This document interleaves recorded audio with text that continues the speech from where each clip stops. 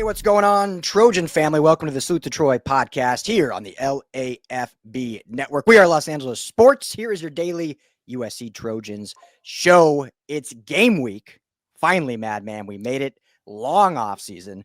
We cover the NFL, we cover MLB, we cover NBA. College football by far has the longest off season of all of them. We finally made it to the end of the tunnel. The USC Trojans play real football, 4:30 p.m. at the Call-In against the Missouri State Bears.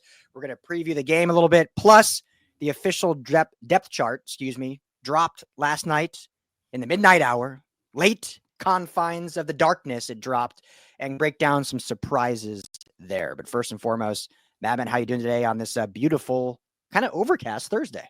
Beautiful overcast Thursday indeed, Ryan. Great day. Great to be with you. And so excited about, my God, I mean, we're inside 48 hours now for kickoff. And you're so right about the offseason, Ryan, because in so many ways, life moves quickly and you're like, just week over week. But, try and have sort of a thought exercise on USC LSU last year, or even USC Texas A&M last year. It just is wild to kind of think about. There's been some clips. There's some, the Big Ten in 60, if you will. And some of that stuff's been on recently. And it's like, man, that USC LSU game, just in terms of the state of the program then and now, feels like it might have been 1976, in terms of just how much has happened. Think about who the quarterback was in that game. Think about the state of the front office in that game. Think about just what the roster was in that game and what the narratives were. So no doubt about it, my friend. It has been a long offseason, and we are back to talking about football. So exciting. Well, it's long when you chose the bicentennial year of our nation's founding as your comparison in there. So well done. It has felt that long, and that many changes have occurred, hopefully all positive, which we believe they are. So let's talk depth chart first, Madman. Let's just start with the offense. We can kind of go through surprise. I don't think we need to do position by position. Last episode you and I did together, we literally laid out how we thought it would play out. For the most part, I think fairly accurate. I haven't looked and checked off every box, but I think for the most part, fairly accurate. Obviously, we'll mention this, but there are some injuries that maybe have not been fully announced by the team, but if they are not on the depth chart, that means they are injured, a la, some freshmen and whatnot that are not on there. And then some surprises. So let's start on offense. I don't think any surprises at quarterback. Obviously, Jaden Maeva, we know he's been the starter. Wait, running back, Jaden Maeva was the starting quarterback, right? No. News to some people, maybe. Husan Longstreet is the slated second quarterback with Sam Heward as the 3. At running back, again, these depth charts are like, it's just a coach putting on paper, but obviously it can play out differently. But any surprise at all here, you can be brief, but obviously Wayman Jordan 1, Eli Sanders 2, Brian Jackson 3, King Miller 4. Lincoln Riley talked about him on I believe it was Trojans Live, about how he's just impressed every day at fall camp, and the true freshman Harry Dalton at 5. So to me, and then I'll toss it over to you, the really only surprise there is the fact they listed 5 running backs on the depth chart. Your thoughts? Yeah, no, I totally agree with you, considering how much that Lincoln likes to really go with a primary back. So to go all the way to 5 is interesting. I think, look, nothing would have completely, the only thing that would have shocked me, Ryan, is if Brian Jackson was at 1, but the Wayman Jordan, Eli Sanders, I know you and I sort of debated a little bit about, where Lincoln was going to go relative to who we thought. But I think it's all going to settle on the field, and Wayman Jordan is RB1, but, particularly these first 3-4 games, you're going to settle it on the field, and it's going to be very clear, but feeling really good about Wayman Jordan going in as RB1. Yeah, and I think the beauty of this season is how much fun LSU was last year, and what a statement game, and how much just excitement was around that. Like when you go into a game as your opener like that, you kind of need your depth chart to be a little more set, a little more at least trying to be. This season, starting with Missouri State, and then you get Georgia Southern. No disrespect to those programs, but it allows you to really, test out different packages, different personnel groupings. And so this depth chart is probably going to look completely different once Big Ten play starts, because they're going to test that. So that being said, and Ryan, just, quickly on that point, I mean, if you recall, that was kind of the question I asked Lincoln in the Scrum and Big Ten Media Day, of how he was going to sort of approach last season to this season. And, obviously he gave a really professional answer, but there was, he was very clear that, look, it gives us an opportunity to mix and match. And he used the term ramp up, right? And so I think that's we're going to see a lot of that here these first few weeks. Well, I want to, and this is going to get off topic here, Madman, but, probably a little biased here, but I feel like Lincoln Riley has a voice in college football amongst his peers. Like, he's definitely been an advocate for certain things. I think people in the industry listen, whether media likes him or not. Obviously, he advocated for Mike Leach to get in the Hall of Fame. That's happened. He just advocated at Big Ten Media Day for Pete Carroll to get in the Hall of Fame. Wouldn't be shocked if that happened. He's talked a few times recently about joint practices like the NFL does being a thing, and how it would give you an opportunity to really sift out some different things going up against other competition. These first games are kind of like joint practices. That sounds disrespectful. I'm not meaning it to be, but it's just the way it is when you're playing a much lower program than, in your conference or whatnot. So just off topic real quick, how would you feel if they started doing like joint practices? I think that'd be awesome. I would love it. I think not only would it be awesome, Ryan, but if you recall, didn't you and I kind of talk about this a couple of years ago? Like, how crazy would it be if it was a USC UCLA practice, a set of practices, and you sort of had the spring game be USC UCLA, and the winner of the spring game got to host the Victory Bell game. That was sort of our concept. Wouldn't that be so cool, right? I mean, to be able to do stuff like that. So I'm fully with you. I think the element of a joint practice really kind of changes the dynamic completely. Yeah, and you could so easily, to keep the competition level equal, you could easily UCLA, Stanford, Cal. Those are easy trips, easy joint practices. You kind of get to restore, obviously, their practice, but you could restore some of those rivalry juices from the Pac-12. Can you imagine for SC fans, right? I mean, one of the things that we've all lamented, over these last couple of years is the loss of the Weekender, right? I mean, it was such a big part of being a USC fan, an alum, a booster, just an advocate of the program. How cool would it be if you got the Weekender concept back, but you got it in spring, which is an even more fun time to sort of go up to the Bay and be able to sort of engage. So come on, Lincoln Riley, Jen Cohen. I know you guys listen to this show feverishly. You're going to be the first ones to listen as soon as this drops. We all know that. But now start taking more of our advice, please. Come on now, for your own benefit. Pen to paper. Let's make it happen. We'll help facilitate. All right, so back to the depth chart. The first kind of, I guess, surprise. I think this is an awesome thing to see.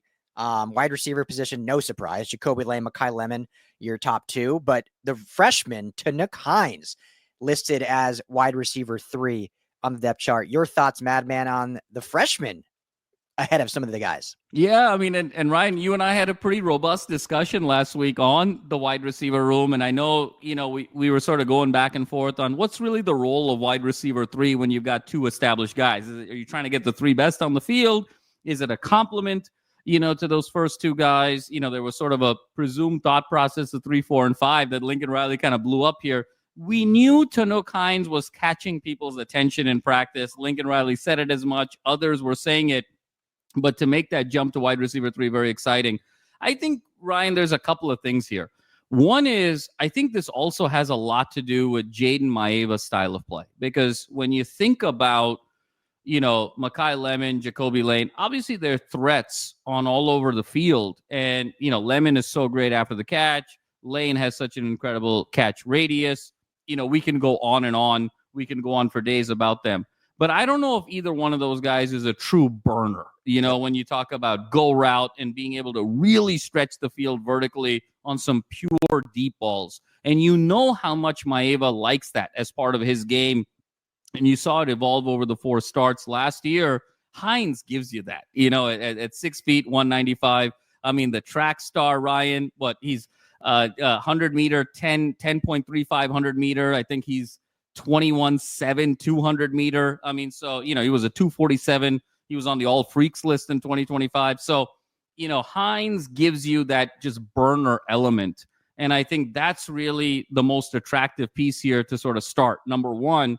And I think number two, Lincoln is playing a little bit of a game of upside, because for as good as this receiving room is, when you talk about Jaden Richardson, when you talk about Jay Fair, when you talk about Prince Strachan, when you talk about Zacharias Williams, Ryan, in particularly the case of like Strachan and Richardson, they've been around college football for a couple of years, and had a modest amount of success. Even Zacharias Williams last year at Utah, 10 catches, modest amount of success. There is some thinking that, from year 1 to year 2 in college football, if you're truly a star, you're going to make a huge jump, right? I mean, think about Lemon from year 1 playing to year 2. Think about Lane from year 1 to year 2. Think about the historical USC receivers from year 1 to year 2. And if you don't necessarily make that jump, there's nothing wrong with that. You can sort of have different stages of development, but maybe you're not going to be a star. Maybe you're going to be sort of a role player. And so I think Lincoln is doing two things here with Tanoh Kynes. One is, I think he's tipping his hand about the verticality of this offense and really catering to Maeva's style and taking more shots down the field with that world-class speed. But number two, I think he's taken a swing for the fences in terms of this guy has the potential to be a superstar. So let's get his feet wet early, whereas some of these other guys are more going to be role players. It's almost like, when you sort of invest in a company, you're like, hey, I'm investing for maybe the next Uber, and like it may work out and may not, but that's where I'm really sort of investing versus just sort of a company that's good, but it's given me sort of more stable returns. So those were kind of my impressions. Your thoughts?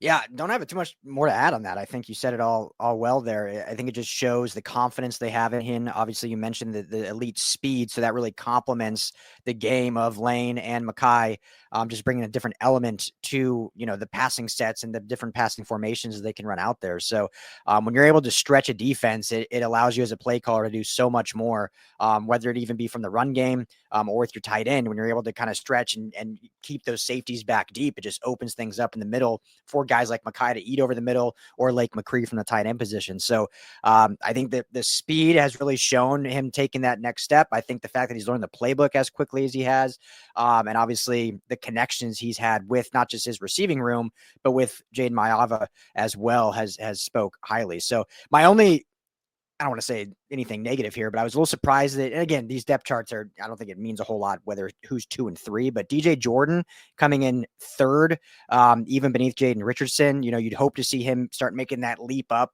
Well, right. Hopefully see him in these games. It's certainly in week 1 and 2 to get, a little run out there and get some confidence, because so much of the receiving game is just confidence. You got to have some, it's like golf. You got to have some confidence catching the ball, getting the ball in your hands, getting out in space. So hopefully that's a guy we can see out there a little bit, but love seeing anytime you see a freshman break through, totally. It's exciting. So, all right. Offensive line kind of came down, I think, how we predicted, or we gave a couple different scenarios. Yeah, it was one of your scenarios that came through, Ryan, for sure. Very interesting. So Elijah Page, left tackle, Tobias Raymond, left guard, Killian O'Connor named the true starting center. John Reed will play some per Lincoln Riley, Alani Noah right guard, and the redshirt freshman Justin Tanoh at right tackle. And then also Elijah Vacona, the true freshman, 3-star, beating out Dunn and also I'm drawing a blank, Alex Payne, as the 4-star freshmen to be the backup right tackle. So shout out Elijah Vacona in that regard. But your thoughts just on how the first week's offensive line will look? Yeah, no, I think it gave a lot of insight, Ryan, in terms of where the headset is of the team right now. I mean, you got to start with Killian O'Connor first, right? I mean, what a great story to go from walk-on, came to USC fall of 2022, works his way over the program multiple years, was there that first Caleb year, been with Lincoln really, since day one. Lincoln's first season was 2022, as was Killian O'Connor's, paid his dues, ultimately got a scholarship. And now here he is as the starting center for the USC Trojans and following Ryan in his family's footsteps. I mean, his father was a walk-on, his grandfather was a walk-on. So it's in the genes, it's in the DNA. So excited for him. And, a lot of stories in local media about him and his journey, and rightfully so. He deserves everything that he's gotten. And I think, number one, we just want to acknowledge what a great story it is that Killian O'Connor has. Number two, I think it shows that Lincoln's really thinking of this from a pure meritocracy standpoint. It doesn't really matter whether you came in as a 4-star, whether you came in with a high NIL package as a transfer. This is really all about competition. Those things are all great and got you here. But then the moment practice begins, it's all 0-0 and everybody's got to earn it. And so you're really seeing not just with, who's starting, but to your point, who's position 2, who's position 3 in these from a depth chart perspective. It really has been a meritocracy. It's not about the resume, it's about the action. And so I think that's number 2 for me. Number 3, Ryan, is I'm a little concerned about depth and sort of top end talent. I have to sort of be honest there, where I really thought Tobias Raymond, I still believe it, I think is going to end up at right tackle just with that sort of athleticism. The fact that, Lincoln chose to go kind of in a different direction and said, hey, I just want the best 5 out there. The way the configuration is, I think he got a lot of young guys, in the pipeline. But for this particular year, in terms of impact offensive linemen, I am a little worried, about depth of talent from sort of a high-end perspective to be sort of an all Big Ten performer. And so, I am pausing a bit on, where this line goes, from here. I think it's going to be a journey. I think the line's going to look a lot different in Game 8, Game 9, Game 10 than they are against Missouri State on Saturday afternoon in a positive way. I think they're going to develop really well, and I think it's going to be sort of a mixing and a matching. But those were sort of my big 3 takeaways, Ryan. I think great story, pure meritocracy, but the fact that you picked these 5 as needing the 5 best on the field, it gives me a little bit of pause. And the other thing I'll say, Ryan, is, 2 more things there. One is, in terms of offensive line, I think it's related to our last conversation of Tinoch Hines, right? Because if you want to stretch the field a little bit, you want those safeties to play further back. You're trying to lighten up the box a little bit. And if you're still trying to find your way in terms of offensive line, rotation, chemistry, cohesion, Hines would probably be a great wide receiver 3 for you to do that, to sort of loosen up a defense a little bit and let them sort of find their lather.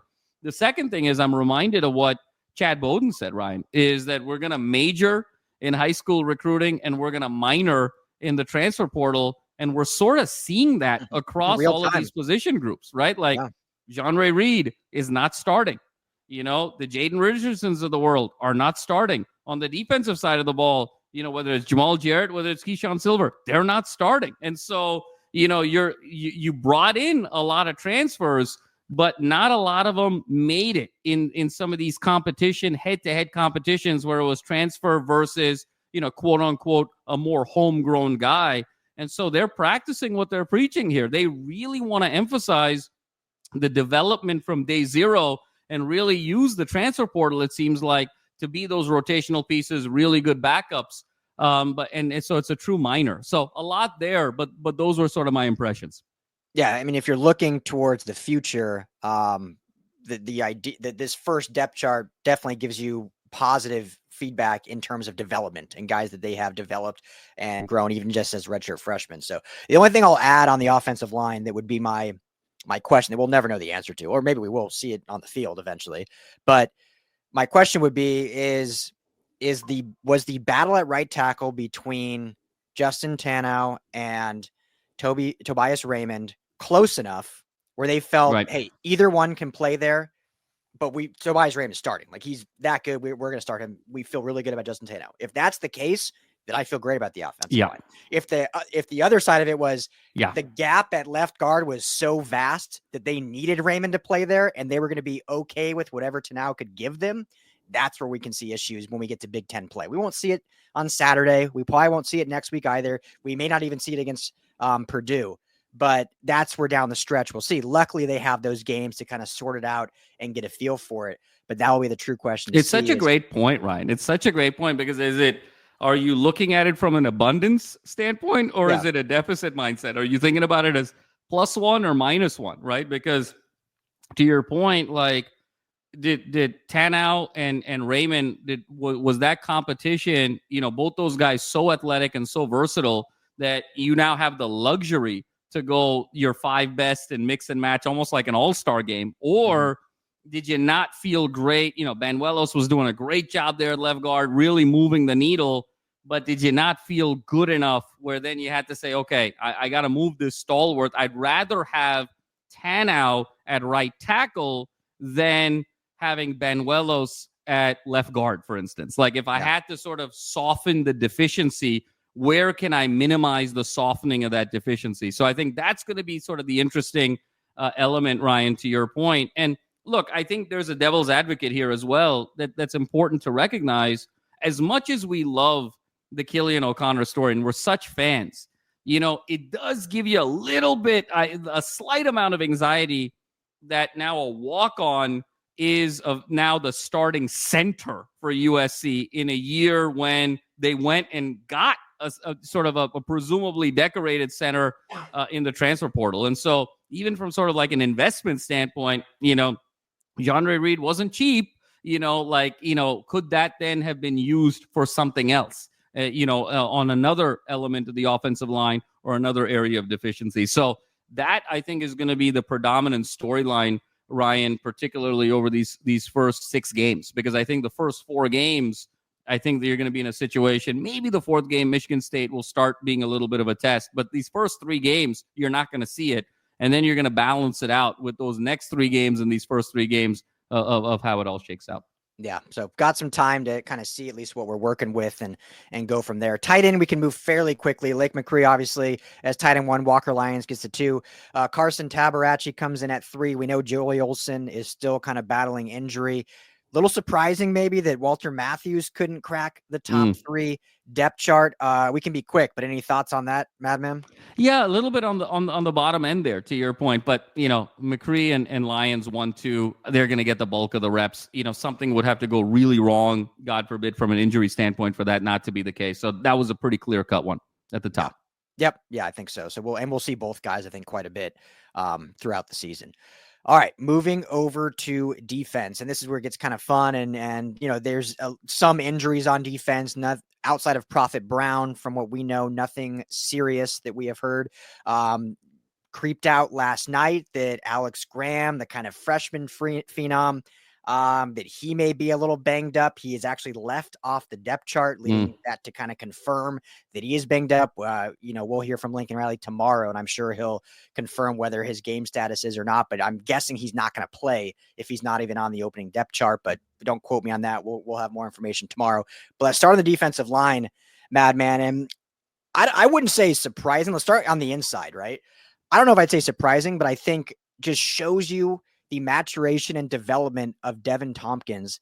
The fact that this guy was a guy that didn't even play football in high school, a 3-star basketball recruit, essentially comes in and is now starting at defensive tackle over 2 transfers in Keyshawn Silver and Jamal Jarrett. And oh, by the way, he's also the defensive end number 2 behind Anthony Lucas, showing his versatility on the defensive line. Just your thoughts on Tompkins and what he is made out to be for this season. No, I mean, it's remarkable, Ryan. And, Coach Eric Henderson was raving about him just yesterday, right, on the USC Athletics podcast, of just the work ethic, what he sort of put into this offseason. And look, you saw the flashes last year, particularly in that Victory Bell game. He was sort of raising havoc all over the place in the second half of that game.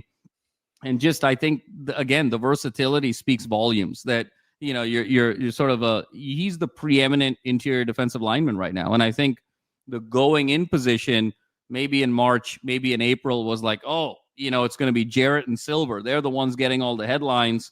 And, Tompkins was a little forgotten from a headline perspective. He was just quietly working. I just love the versatility that he brings to the table, the athleticism. And he, in many ways, him and Cam Fountain, Ryan, are in many ways going to be the 2 linchpins here, because the D'Anton Lynn defensive system, the prerequisite for its effectiveness is you need to have 1 or 2 guys in the front 7, particularly on that defensive line, that you can move around and that you can disguise all over the field. And the fact that you can do it with Tompkins, and I believe you can do it with Cam Fountain, I think we're going to be able to unleash the entirety of the D'Anton Lynn playbook in a way that you did not see last year. And then it allows him to sort of cover up things, on the back end, zone shells. It always seems like he's +1 all over the field, but it's all predicated on his ability to move guys around in the defensive line and create scenarios that seem like exotic pressures, but really it's bringing only 4 guys at the line, but you're just mixing and matching who those four are. So it seems very exotic. That's really kind of the nuance of the Danton Lynn system. And I think Tompkins is going to take his game to the next level. He is in position right now, Ryan, to perhaps have the best year on that front seven of anybody. And frankly, if he does, that in many ways is going to be a huge barometer to USC this season. He may very well be the equivalent in importance to Jaden Maeva on the defensive side as Maeva is to the offensive side in terms of how far USC can go, just given how much of a jump the expectation is with that unit. And he's the head of that snake. Yeah, I mean, fantastic. I mean, I've seen him at practice. The dude looks massive, even compared to last year. So can't wait to see him. And the way this depth chart came out, it has it as a 4-3 base personnel package. We know this defense is going to play a lot of 4-2-5, Yep. A lot of different looks. But the way it's set up now, you have kind of the Tompkins, Silver, Jarrett as kind of the nose tackle, if you will. But there'll be packages where they're out there together, whether it's a Tompkins and a Silver or Tompkins and a Jarrett. But at the other defensive tackle spot, still technically beating out Silver and Jarrett, is now the true sophomore, Jade Abasari, who we saw last season, Madman, start to really get some playing time due to necessity just because of the lack of depth. And now he has won that job. He was on Bruce Feldman's freak list for his just athletic ability, his size, his strength. And then underneath him, two freshmen, Jakeem Stewart and Floyd Bucard, who has absolutely been raved about all through fall camp. So just your thoughts on Abasari winning that starting role and then two freshmen backing him up.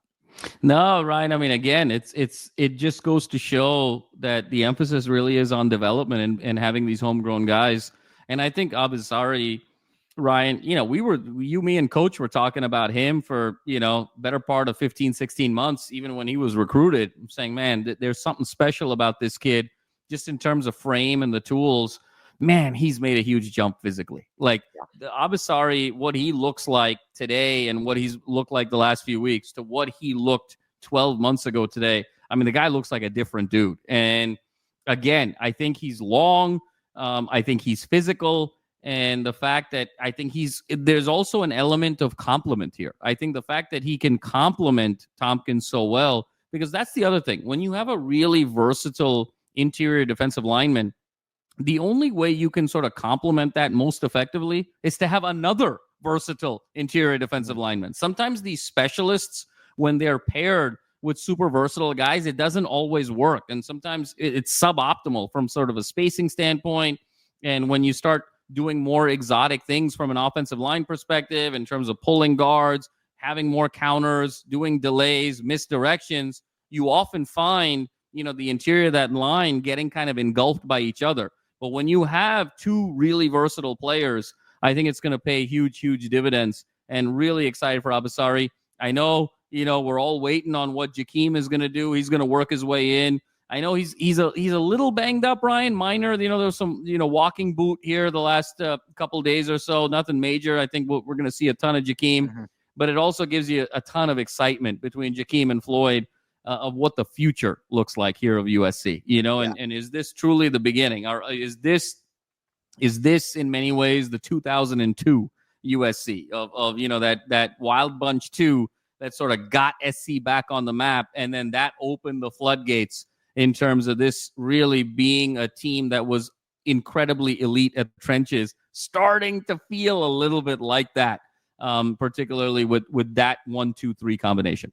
Yeah, and I'll never compare a collegiate player to Aaron Donald, but when you think about Eric Henderson and his years with the Rams and how he can use Devin Tompkins similar to how he used Aaron Donald with the likes of Kobe Turner his final year and some other guys across that line, it's kind of in similar way that he can use Jade Abasari and Keyshawn Silver along with Devin Tompkins with that versatility. So great point. And I hope also, just to that point, Ryan, I'm sure he is, but I hope that Tompkins and Abasari to a certain extent, but really Tompkins, looking at a lot of Julius Peppers film, because, Peppers was also a guy, people forget, played college basketball, and that athleticism, really in terms of his first step, in terms of swim moves, in terms of counters, that footwork was the big difference. And I think what we're even seeing from Tompkins, because of that basketball background, I think when we think of versatility with him, there's a size element, but I go to the footwork with Tompkins, and that's what I'm going to be really excited about particularly these first few weeks, is Tompkins' footwork in the trenches. Yeah, absolutely. And last thing I'll say is just the depth is so exciting. I mean, when the Trojans signed Silver and Jarrett out of the portal, it's like, okay, cool. We got two viable Big Ten starters. Oh, guess what? Those are just depth pieces now. Those are backups because the development guys have come along. So that is impressive to see. Looking at edge, Madman, I don't think we need to spend too much time. It's pretty chalk here. You got Cam Fountain, who's won out the one job. Braylon Shelby is listed underneath him. They're both going to get plenty of reps. Anthony Lucas on the other side. As I mentioned, Devin Tompkins is actually listed as defensive end number 2 beneath him, just showing that versatility. And then Garrett Pomeranz gets on the depth chart. Shout out to him. So you can be quick. I think this is pretty chalk here with the edge guys. Absolutely, Ryan. Not a ton more to be said there. It's chalk. I just think holistically, this is the group. When we talk about projections of the season, and I know, you had a conversation about this with Tim, earlier in the week. Hey, could it go 6 wins? Could it go 9 wins? Could it go 12 wins? It comes down to the defensive line because their ceiling is capable of threatening to have an incredible season and not just sort of threaten to be in the college football playoff, but to get in and make some noise.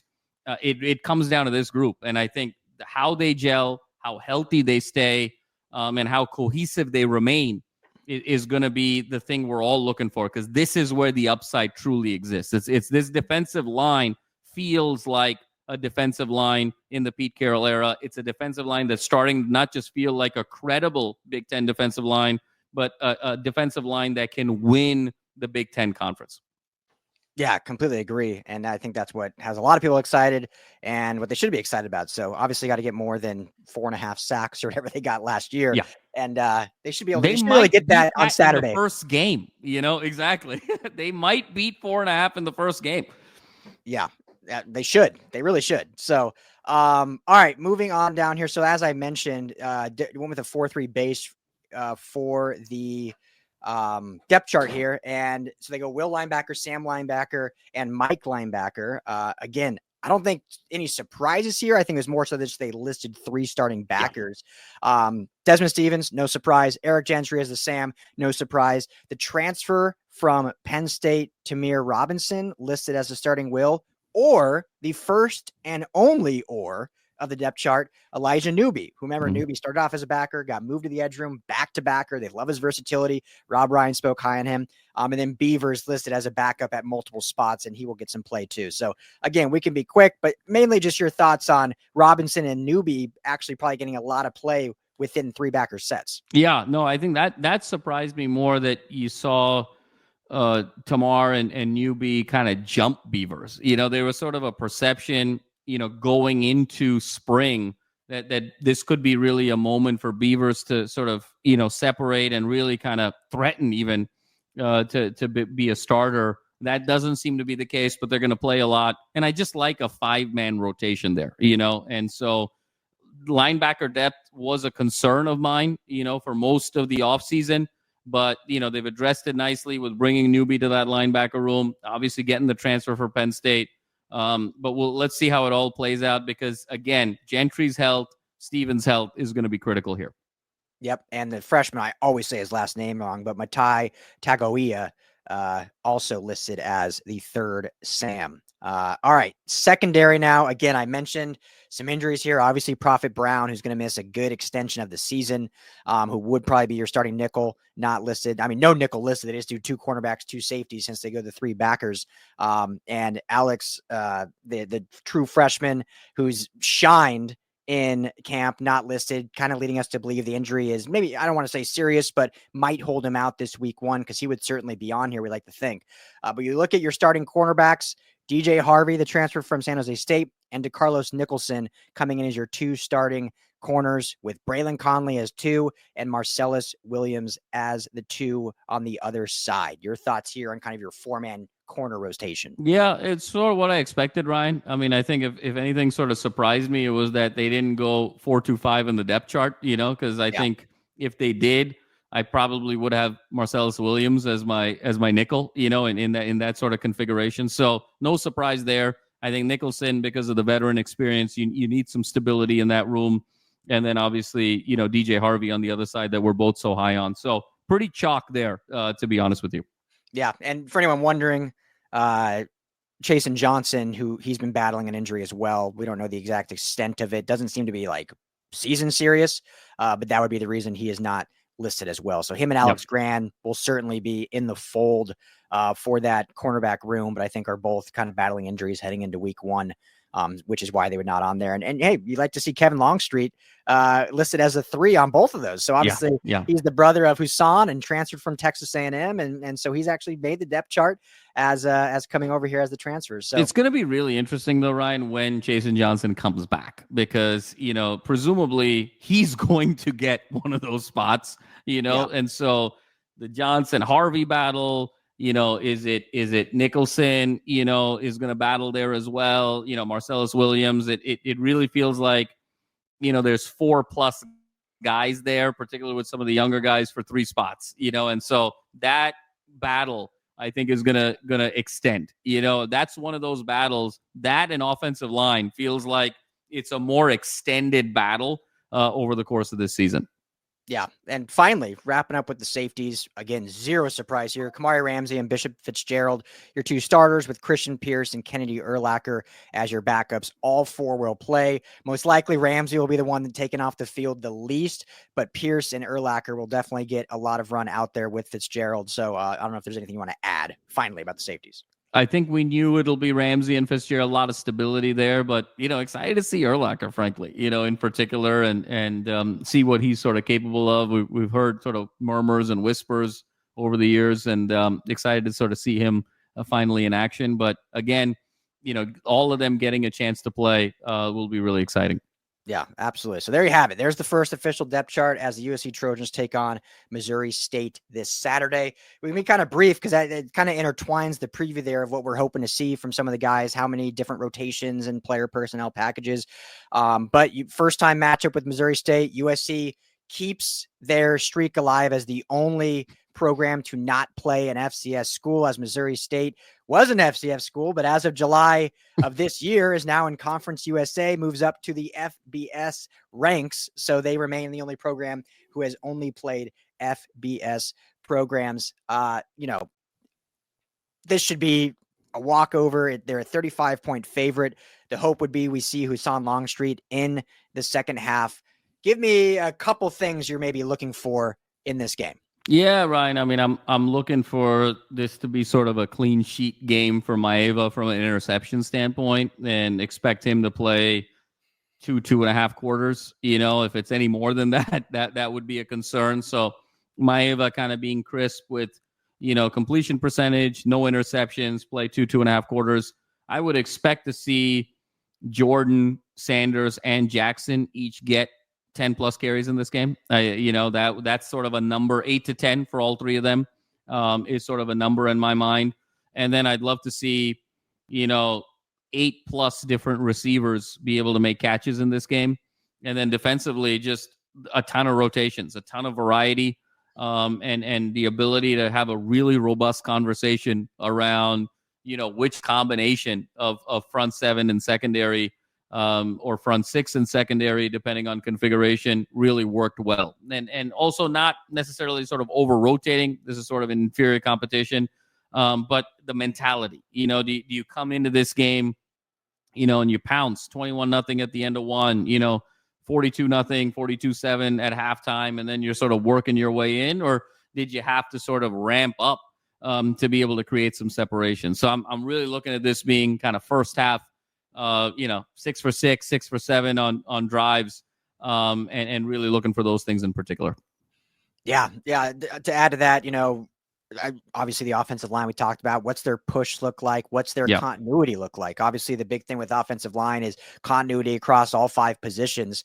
And we know they're going to rotate guys in and out. We know Jean Reed's probably going to play some at center, even though Killian O'Connor's the starter. We know we might see Micah Benuelos. We might see some other guys rotated in even before we're into the backup realm. So what does that look like? What does that continuity look like? What are the holes looking like for the running backs? What is the pass protection looking like for Jaden Maeva? So that is a big thing I'm keying in on. And then the pressure, like 6+ sacks in this game. They should blow their sack total from last season out of the water in this one. And hopefully they can wrap that up by halftime. Coach Beard, Missouri State's head coach, came out and said that, they've got nothing to lose. They're going to throw the whole kitchen sink at it. So how does this Trojans defense react to I'm sure we're going to see some trick plays, some different things, how fundamentally sound in there with their schemes, with their assignments to not chase things and rely on their talent. How much are they relying on their coaching and their technique versus like just being a better athlete than the others? I want to see them really leaning on the coaching that they're going to need later in the season instead of just leaning on like, well, I'm just a 5-star athlete versus, this is a former FCS program. So that'll be fun to watch. And then just see the atmosphere. I know this is a lesser opponent. Obviously, last year's atmosphere in Vegas against LSU kicking off the season was incredible. It was honestly, Madman, one of the best football environments I've been a part of in quite some time for a neutral site. So much energy, so much passion from both fan bases. Obviously, the game lived up to all the hype. And when the Trojans came out on top, that obviously is the cherry on top. You're not going to get that this week, but there's a lot of excitement for this season. There's a lot of hope for this season. No question, Ryan. I mean, you want to see that juice. You want to see the juice in the collie, at least for 2 quarters, and frankly, Ryan, you sort of don't want there to be juice beyond 2 quarters. That's a problem, actually. If there's juice in the Coliseum past halftime, that means it's a close enough game that warrants the juice. So I think in a perfect world, you'd have sort of a packed crowd for 2 quarters, ton of energy. And then it's a little bit more of a lounge atmosphere, Q3 and Q4. And then I think, Ryan, you said it best. It's negative plays. How many negative plays can you generate defensively?